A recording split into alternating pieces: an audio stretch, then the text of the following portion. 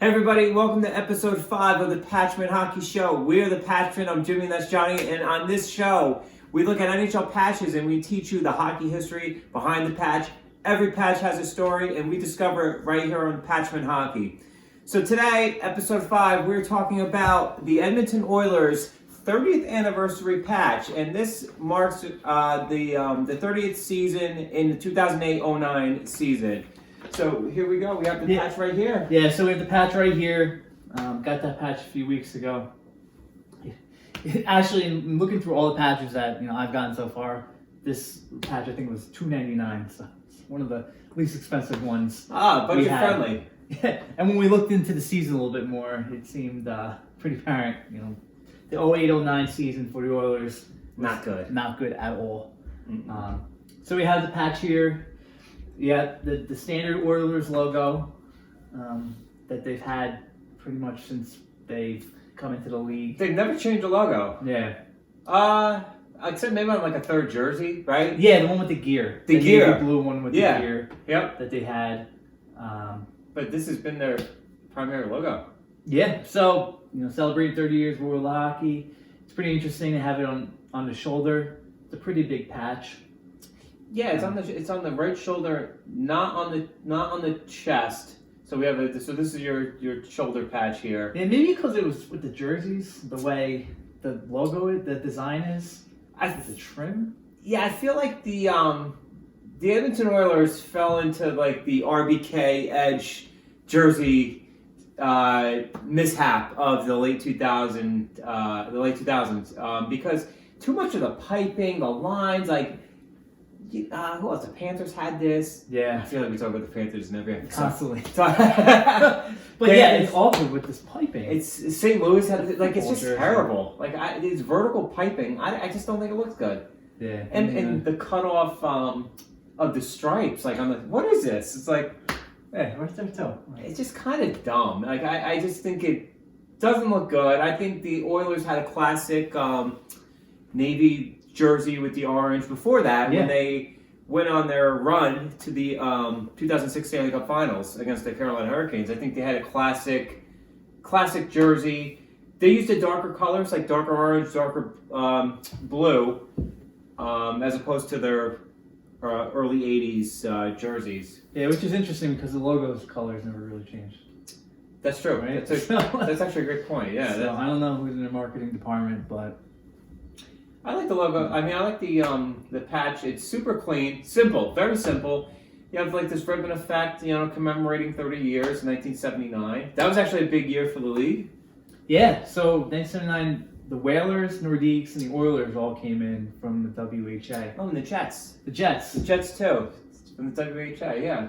And out of all those teams, we got the Oilers left. Nordiques and the Whalers would go on to different locations.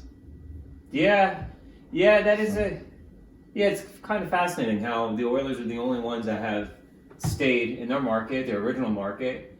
And the other teams, they all moved, and the Avalanche won 2 cups, and the Carolina Hurricanes, Whalers, won a cup in 2006, and the Jets never won anything. But the Jets are in their second. They moved, and their second reincarnation doesn't necessarily count. And I think with some time too, with like the Jets, they've been good. Well, the second reincarnation has been pretty good. Yep. Yeah. And I wonder if their market, Edmonton, they're so close to Calgary. They're both in Alberta, which I've never really looked on a map, and they're really close together. We're from New Jersey, so we don't really know. Sorry. Canadian geography, but. Yeah, they are actually closer than I originally thought. Edmonton's on top, right? Edmonton's like the most northern point. I think it is. So. It's pretty close, though. Yeah. But the patch, going back to the patch, pretty cool. A lot of circles, though. A lot of circles going on here. You have the black trim around, and then you have the blue inner circle with the text in it. And a circle and the 0.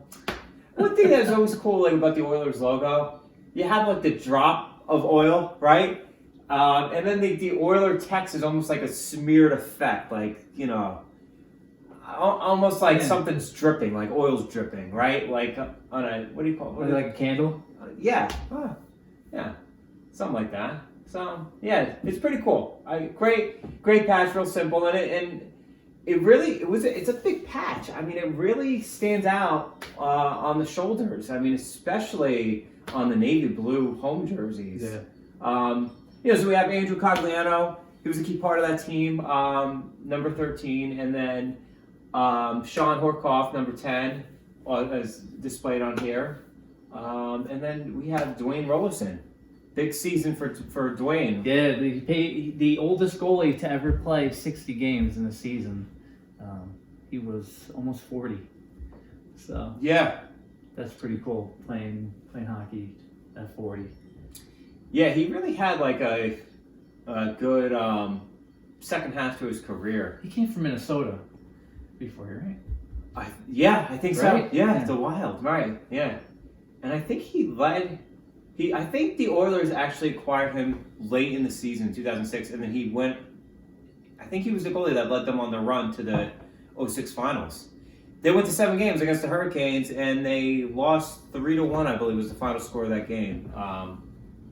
But yeah, so the 08-09 season really, as we were saying before, not a good season. Yeah, 11th place. 11th place in the conference, did not make the playoffs. 4th in the division. Yep, not good. I mean, the record was 38, 35, and 9 shootout losses. Not good. They had their captain was Ethan Morrow. They still had some of the core left from the 06 run. But they had alternate captains. Excuse me, Alice Hemsky, Sean Horkoff, Sheldon Surrey was huge in terms of offense and defense for them, and Steve Staios. And they played at the Rexall place, and that was the old barn. They got a new arena now. So. Yeah, I think part of the team was sold this season, and part of the deal, the new owner said he was going to try to replace Rexall, which they eventually did. Yeah. I forget what it's called right now. Yeah, crap. What the hell is it called? I can't think of it. We'll post that in the comments. But there's another. But you know what? There's actually a patch to commemorate that as well. So we're going to tackle that in another show. But yeah, Alice Hemsky was their leading goal scorer, and they didn't really have a sniper. I mean, this kind of reminds me of like, in a way, a New Jersey Devils team like of the late '90s, who their leading goal scorer was Alice Hemsky, but he also was tied with Sheldon Surrey with 23 goals. So pretty remarkable. Not much production compared to, let's say, the Vegas episode we talked about. What was that? 29 goals. Yeah, I mean, they definitely had some scores on that team. I mean, Carlson had 43 goals. 43. So, yeah, I mean, and I mean, they also had some injuries like to Eric Cole. But, I mean, looking down the list, Andrew Cogliano, who actually turned out to be a pretty good player, even with the Ducks later on. He was on the team. Dustin Penner, I think he actually would go later on to the Kings. But yeah, I mean, when you look at this roster, not a lot of standout talent. And it seemed like, they couldn't decide what 2 goalies they would go with. Obviously, yeah, they ran with 3. Yeah, they ran with 3. Dwayne Rollerson was the clear-cut number 1, but with the backup, they had Matthew Garan and Jeff DeLauders. I can't even pronounce that. Jeff DeLauders. No, I think I got it right, actually, yeah. Because Matthew Garan played 15 games. Jeff DeLauders played 10 games. So it's like they're going back and forth. Really no stability. But yeah, just overall not a great season. It's amazing how they fell off so quickly. Yeah, you think a team goes to the finals a few years earlier and they would like sustain that momentum, and they don't. I mean, Eric Cole, Dustin Penner, Andrew Nielsen were, supposed to lead the attack, and they just were kind of disappointing. And Eric Cole they acquired him the summer of 2008, and they would trade him back to the Carolina Hurricanes in March of 2009, so in that season. So really, like there's very few and far in between bright spots. Dwayne Rollerson is probably the biggest one, which is a shame in a way, because you would think, I mean, with the Oilers, I mean, they won 5 cups. 5 cups in their first like 11 years. So I don't know. You think about someone like the Oilers teams, Messier, Gretzky. Oh yeah, yep. There's so many legendary names. I mean, incredible. Grant Fuhrer. I mean, you know, Paul Coffey, Doug Weight. I mean, Doug Weight would come later on, and Curtis Joseph, who Curtis Joseph I think led them on a nice run in '98. And actually, that was before he got traded to the Maple Leafs. Because then he became a Maple Leafs goalie, Curtis Joseph. Yeah, but no big trades this year. They had actually one big trade, but I don't know if that was during the season, where they traded. Sorry, just shuffling. Oh, I think that was in the summer. Oh, that might have been in the summer. They traded Lubinar Vishnowsky, defenseman, for Matt Green and Jared Stoll. And Jared Stoll is a center. Matt Green is a defenseman, and why that's significant is because those two pieces would help the Kings win their first Stanley Cup in 2012. And I think Matt Green will also be there in 2014 as well. I don't think Jared Stoll, could be mistaken again, was on that second cup. So it's interesting. So you had a couple key pieces for the LA Kings 2012 Cup run right here in the 08-09 Oilers season. But yeah, interesting. And also too, it seemed like they went through a little state of uncertainty with, they had new ownership, right? On June 18th, before the season started. And then they sold it to Rexall Pharmacy, head honcho, Daryl Katz, yep. And he prosecuted the team in Edmonton and a new arena. And, you know, to this day, hey, the team is still in Edmonton and they're still in an arena. So, yeah.